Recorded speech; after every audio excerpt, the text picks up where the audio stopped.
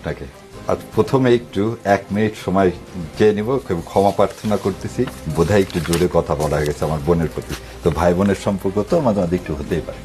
আচ্ছা, আমি সম্মান করে বলতেছি, আপনি বঙ্গবন্ধু বলতে পারেন, এটা বিজয়ের মাস, এবং বিজয়ের মাসকে ধারণ করে বলতেছি আপনাকে যে আমারও ওই যে অনেকে বলে না দুঃসম্পর্কে না, নিজের 2 চাচা, বাবা 2 চাচা শহীদ হয়েছে, লাশ পায়নি, বাবা মুক্তিযোদ্ধা, সার্টিফিকেট নিয়নি, ফুপুরা বাসায়, আমার বাড়িঘর সব জ্বালায় দেওয়া ছিল।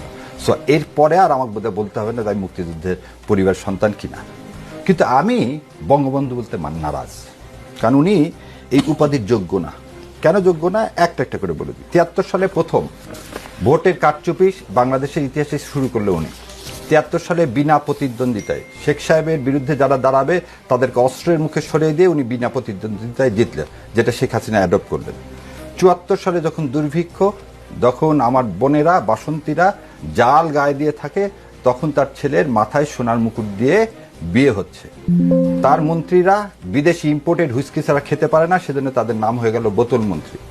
22,000 জাসদ কর্মীকে রক্ষী বাহিনী দ্বারা হত্যা করা হলো। সিরাজ শিকদার কোথায় এক বলে হত্যা করা হলো।